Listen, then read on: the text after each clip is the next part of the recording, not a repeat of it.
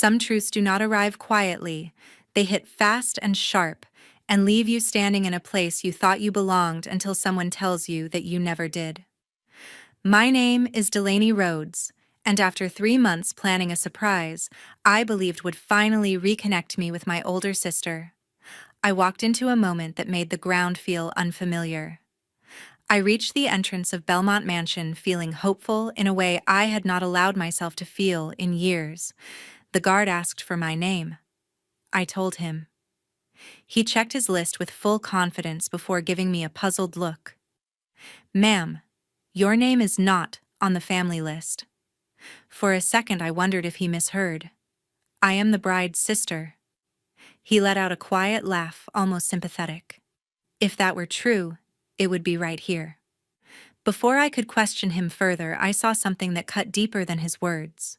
My parents were standing near the side walkway looking straight at me before shifting their eyes away, as if pretending they had not seen me at all. A few steps beyond them, my sister lifted her chin, gave a small, satisfied smile, and turned her back with the calmness of someone who had planned everything long before I arrived. In that moment, I realized this was no misunderstanding. Something had been set in motion without my knowledge, something bigger than being left off a list. I had walked into a story that had already chosen its ending, even if I had not yet discovered what that ending was. If you want to see how everything unraveled from this moment and why my presence at that wedding mattered more than any of them expected, follow the channel so you can stay with me through the rest of this story. Growing up in our Nashville home gave me an early understanding of how differently people can be shaped by the expectations placed upon them, even when they come from the same walls and the same parents. The first memories I can clearly recall involve my older sister, Sienna Rhodes, receiving a kind of careful attention that seemed designed to shield her from anything that might unsettle her. My parents insisted they were treating us equally, yet the patterns in our daily life told a different story. When Sienna struggled with even minor tasks, Mom would step in with quick reassurance, while Dad softened the situation so she would not feel pressure. They believed she carried a fragile temperament that needed protection, which led them to adjust every demand around her comfort. Those adjustments slowly shaped how responsibilities were assigned in our household. While Sienna was exempt from chores that required consistency, I was encouraged to handle them without complaint. Mom told me she trusted my ability to figure things out, and Dad often said I seemed mature enough to manage whatever came my way. Their tone was warm, but the message was clear. They expected me to take on the weight that Sienna did not have to carry. I folded laundry, sorted paperwork for school, learned how to solve practical problems, and adjusted my routines whenever something needed to be done. The dynamic settled into something unspoken, yet deeply ingrained. Whenever Sienna faced a disagreement with peers, my parents navigated the fallout for her. If she missed a deadline or fell behind on a commitment, they found reasons to excuse her. Meanwhile, I learned to correct my own mistakes before anyone noticed, knowing that asking for help might be interpreted as weakness. It was not that they cared less about me. They simply believed I could withstand more than she could, and that belief influenced every interaction. As the years passed, the distance between us formed quietly. Sienna viewed herself as someone whose needs would always be managed for her, and she embraced that role with confidence. I adapted in the opposite direction. I taught myself to handle emotional discomfort by examining it privately rather than expecting someone to cushion the impact. When Sienna wanted something, she expressed it plainly. When I wanted something, I measured the situation carefully before deciding whether it was worth mentioning. These differences created misunderstandings that neither of us addressed, because speaking about them would have required acknowledging the imbalance that held our family together. Despite the tension that grew underneath, I kept a respectful attitude towards Sienna. She was still my sister, and I believed there would come a time when we could meet each other without the weight of our parents' choices influencing us. On rare occasions when she relied on me, I offered support without expecting anything in return. I convinced myself that patience was a way of protecting whatever bond remained between us, even though that bond felt thin at times. There were moments when Mom pulled me aside to thank me for being steady. Dad mentioned more than once that he appreciated how dependable I was. Their gratitude felt genuine, yet it carried an unspoken acknowledgement that I filled the gaps created by their desire to protect Sienna. Over time, I understood that the roles assigned to us were not temporary. They formed the structure of our family identity, and breaking free from that structure seemed nearly impossible. Still, I held on to the hope that Sienna would someday see me without the lens of comparison, and that I would see her without the quiet resentment that sometimes surfaced when responsibilities tipped too far in one direction. By my mid-20s, my life had shifted into a rhythm that felt entirely separate from the home where I grew up. I had moved to Chicago after receiving an offer from a financial firm that valued determination more than charm, and the change allowed me to understand what it meant to depend on my own decisions, without the silent influence of old family dynamics. The long hours and demanding projects suited the part of me that had learned to stay steady, and although the city felt intense at first, I adapted to its pace faster than I expected. Sienna remained in Nashville and focused on event planning, a path she once described as perfect for someone who could read emotions quickly and create the mood everyone wanted. Her enthusiasm for that world never faded, and she seemed to enjoy the attention it brought. Our conversations became noticeably shorter because her schedule revolved around clients, venues, and deadlines, and she usually filled most of the call with details about new successes. She liked to highlight the moments when people praised her taste or relied on her to fix a crisis, and she repeated those stories whenever she felt they captured her growth. I rarely shared much about my work, partly because the culture of my firm required confidentiality, but also because personal habits developed from childhood made me cautious about appearing as though I wanted validation. Keeping things to myself felt more natural, so our calls turned into updates that leaned heavily toward Sienna's achievements. Mom occasionally asked why I did not share more, yet she accepted my answer whenever I explained that my work demanded discretion. Dad showed curiosity during his calls, but he focused mostly on whether I was eating well or sleeping enough, rather than on the details of my projects. As months passed, the difference in our lifestyles became more obvious. Sienna thrived in environments where conversations relied on gestures, compliments, and the ability to charm people within minutes, while my work required research strategy and the patience to navigate complex negotiations. Each time we visited home during holidays, interactions felt polite, yet distant, as though we were guests who happened to share a history, but now lived within separate worlds. Sienna enjoyed telling relatives how fast her business was growing, and people responded warmly because they admired her confidence. I stayed in the background answering questions only when someone asked about Chicago. The distance between us did not come from anger. It formed slowly through routines that no longer aligned and ambitions that reflected completely different values. Sienna viewed success as recognition, and she liked proving that she could command a room. I found purpose in completing difficult tasks quietly and letting results speak for themselves. Whenever she suggested that I should visit Nashville more often, I reminded her that my workload made travel unpredictable. She accepted the explanation, but made comments about how I had become too serious, which I interpreted as another sign that she did not understand my priorities. My friends in Chicago noticed that I rarely mentioned Sienna unless they asked.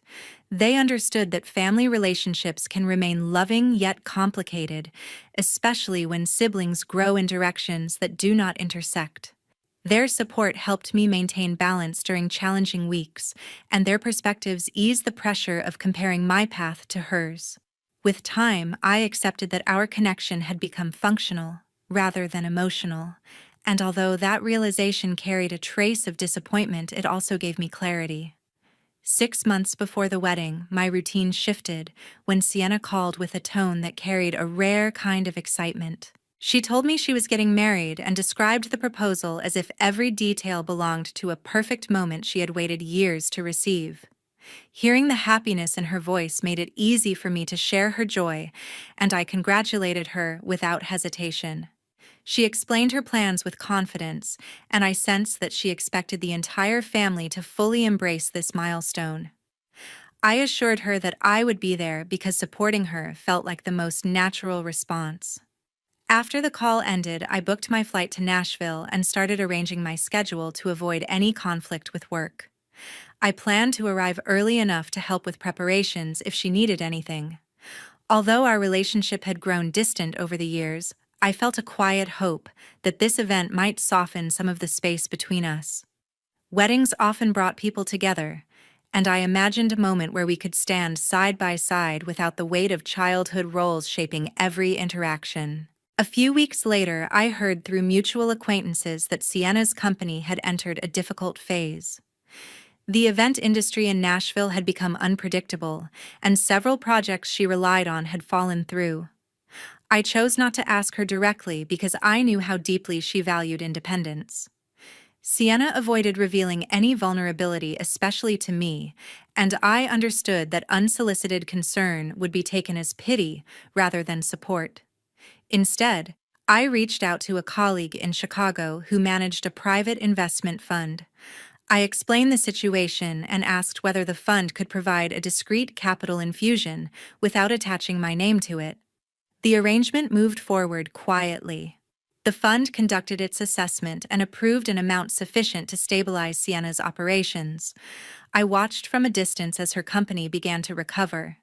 New contracts appeared, and her confidence returned to the tone I recognized from earlier years. My involvement remained hidden because I knew she would reject the help if she learned the truth too soon. The purpose was never recognition. It was a way to prevent her from losing the business she had worked so hard to build. As the wedding approached, I considered offering additional support as a gift that carried meaning beyond material value. I planned to reveal my part in the investment during a quiet moment, hoping it would not embarrass her. The intention was to show that I believed in her work and wanted our relationship to grow past the silent distance that had shaped our adulthood. I imagined the relief she would feel when she learned she was not alone in the struggle she had tried to hide. It felt like the right time to bridge the divide, and I allowed myself to believe that the gesture could open a new chapter for both of us. On the morning of the wedding, I left my hotel with the gift box I had spent weeks preparing. The drive to Belmont Mansion felt calm enough because I kept reminding myself that this day might finally close the distance between me and Sienna. All the way there, I repeated a single thought in my mind: I'm here to support her no matter what happened before. That thought held me together until I reached the gate. When I approached the entrance, a security guard stepped forward to check guests. He glanced at the gift box, then at me, and asked for my name. I said it with confidence. He scanned the list, paused for a moment, then delivered a line that sliced through the air. "Ma'am, your name is not on the family list." I froze, waiting for him to correct the mistake. I leaned in slightly and articulated each word clearly: "I'm the bride's sister." Before I could ask anything else, a man walked up with the demeanor of someone overseeing the entire event. He introduced himself as Caleb Turner, the wedding planner. In a calm but firm tone, he said, "The family requested that only pre-approved guests be allowed inside." Hearing him mention the family with such professional certainty tightened the confusion swirling in my chest.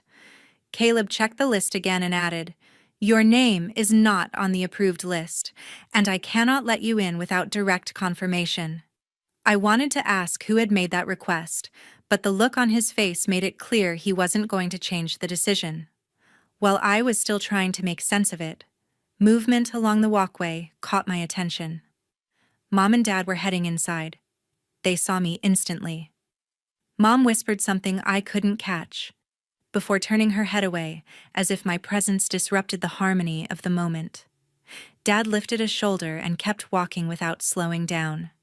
No greeting, no question, not even a nod. Their silence felt deliberate, a silent message that said far louder than words. Pretend she isn't here. A little farther ahead, I spotted Sienna standing with her bridesmaids. Her posture was steady and collected the same posture she used whenever she wanted to project absolute control. When her eyes met mine, she gave a faint, unreadable smile before returning to her conversation. She didn't wave. She didn't walk over. She didn't ask Caleb what was going on. Instead, one of the bridesmaids whispered something into her ear, and Sienna let out a quiet laugh. A kind of laugh that silently implied she doesn't belong here. I tightened my grip on the gift box, the very gift I had chosen as a symbol of reconciliation. I had imagined handing it to her and saying, "I really want today to be a good day for both of us." But the longer I stood there, the clearer everything became. No one intended to fix the list. No one came to explain. Anyone who recognized me avoided eye contact as if ignoring me was a rehearsed part of the event. The silence around me grew heavier than the box in my hands. And with every second I remained at the gate, one truth echoed louder and louder in my mind. Someone had decided this long before I ever showed up. That evening, the weight of what had happened settled with a clarity I could not ignore. I sat at the small desk in my hotel room and opened the investment portal I had created months earlier. My decision did not require hesitation because I had offered help in good faith, and the way I had been dismissed at the gate had erased every reason to continue.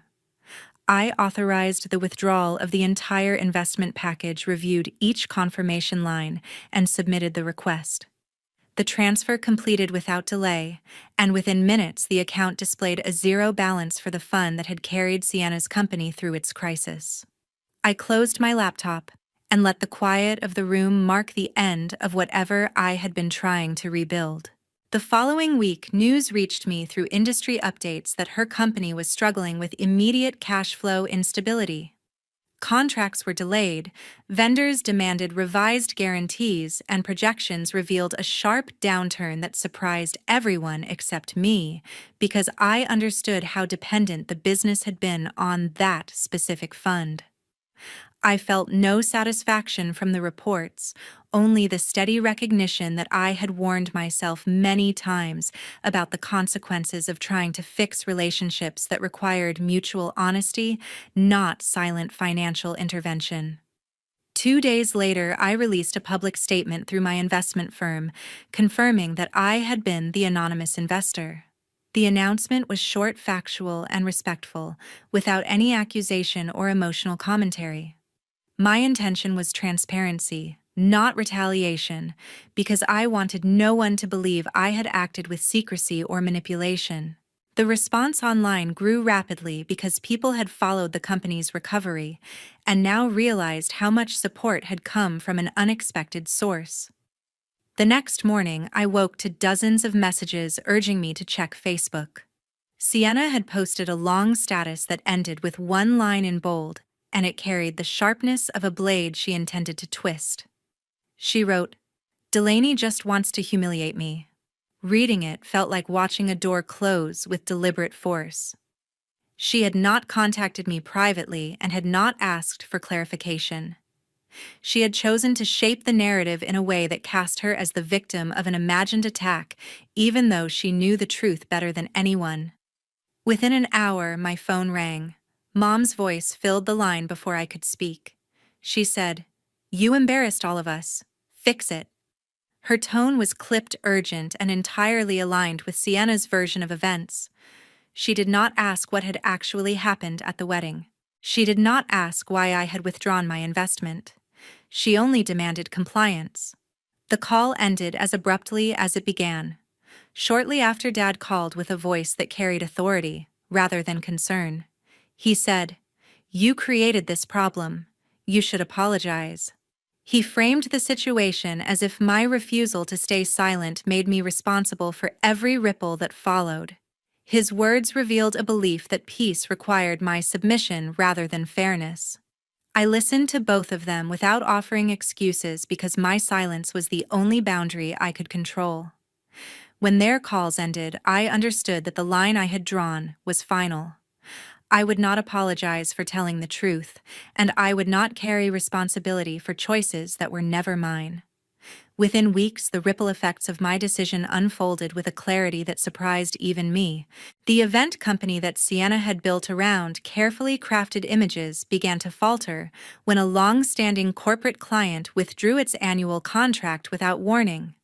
The loss triggered a chain reaction because other clients interpreted the departure as a sign of deeper instability. I received calls from acquaintances in Nashville who worked in related fields, and they mentioned how the whispers around town grew louder each day. Their comments revealed fractures that had existed long before my investment was removed. I learned that stress had begun to consume Sienna. She tried to maintain her public persona, although those close to her noticed how her confidence wavered whenever financial questions surfaced. Her husband, who had trusted her version of events, sensed there was more behind the tension she attempted to hide. One evening, he confronted her after discovering inconsistencies in the company's financial history. I heard from a mutual friend that he had said with a steady voice that left no room for deflection, "I need the truth, all of it, without excuses." That request alone exposed what she had concealed throughout their engagement. The discovery marked the beginning of the end for their marriage. He filed for divorce soon after citing irreconcilable differences that stemmed from a lack of transparency. He chose not to involve me, and I respected the distance because his decisions were based on his own experience rather than anything I had shared. Sienna attempted to reassure him, yet her efforts could not restore trust. Her professional life was unraveling at the same pace as her personal one, and the people who had once admired her efficiency started to question her judgment. Mom and Dad observed the fallout from a place of discomfort. I could sense how their long-standing pattern of protective behavior had lost its certainty. Mom called me with a tone that carried both worry and reprimand, and she asked why I had allowed things to escalate to such extremes. Dad followed with his own request, suggesting that I reach out to comfort my sister. His exact words were, "This family has endured enough distance. You can at least speak to her." Their pleas showed how deeply they wanted to return to familiar roles, although those roles no longer fit the reality that surrounded us. Sienna eventually tried to contact me directly. The first attempt came through a voicemail in which her voice trembled as she said, "Delaney, please talk to me. I need you right now." Later that week, she texted in shorter bursts, hoping repetition would wear down my resolve. I listened to the voicemail once and read the messages without responding because I had reached the limit of what I could carry. For years, I had tried to create a space where we could stand as equals, yet she had chosen to exclude me during the moment when it mattered most. I kept my distance without anger or triumph. The silence I maintained was not punishment. It was clarity. The choices she made at her wedding revealed a line I could no longer cross for anyone, including family. The consequences she faced belonged to the decisions that had shaped her life long before I stepped away. A few months later, I woke with a sense of steadiness that felt almost unfamiliar after everything that had unfolded. I had poured my focus into the work I had postponed for years, and I finally allowed myself to enjoy the rhythm of a life that did not revolve around proving my worth to anyone. My days became clearer once I rebuilt my boundaries and kept them firm, since I no longer wanted to live in a space where my effort was treated as something optional or convenient. The distance from my parents and from Sienna gave me room to breathe, and in that space I began to understand how much energy I had spent trying to be accepted in a place that never intended to welcome me. During that period, my best friend Nina Patel stepped into my life with a presence that felt grounding. I introduced her for the first time to the parts of my story I had never shared, and she listened without interruption. When I told her I felt strange for not missing the chaos, she smiled in a quiet way that held no judgment. She said a simple sentence that stayed with me for weeks. "You are finally choosing yourself." I had heard versions of that idea before, yet the way Nina said it made the truth settle deeper. Someone outside my tangled family tree saw the change, and for the first time I believed I deserved the peace that was growing around me. The months ahead continued with a steadiness I learned to appreciate. I established routines that kept me anchored, and I pursued projects I had delayed while trying to hold the Rhodes family together. I no longer felt the pressure to monitor their expectations or adjust my decisions to soften their reactions. My parents reached out occasionally with short messages that skirted around the events at Belmont Mansion, although I chose gentle distance because the wounds were not ready to be reopened. Sienna tried multiple times to initiate conversations, yet each attempt carried the same urgency she once used to maintain control. I did not respond, since my silence was the final line of protection I had for myself. With time, the quiet became comforting rather than lonely. I learned how to accept moments of ease without waiting for the next disruption, and I allowed myself to build a life shaped by intention instead of obligation. The stability did not erase the memories, but it helped them lose their power. I no longer flinched when thinking about the wedding or the fallout surrounding her business, since those chapters no longer defined me. I closed each day with the quiet understanding that healing was not loud, dramatic, or sudden. It was a slow return to myself. When I stepped back from the people who treated my loyalty as a guarantee, I learned that boundaries are not acts of punishment, but acts of self-respect. We often convince ourselves that family conflict should be endured rather than corrected. Yet growth becomes possible only when we refuse to shrink for the comfort of others. Choosing peace is not selfishness. It is a commitment to the version of yourself that you want to protect. Thank you for staying with me through this story. Your time and your presence mean more than you realize, especially with a journey as personal as this one. If any part of my experience resonated with you, I would love to hear your thoughts. Share a comment, tell me what you felt, or simply say hello. Your voice matters here, and I appreciate you for being part of this space.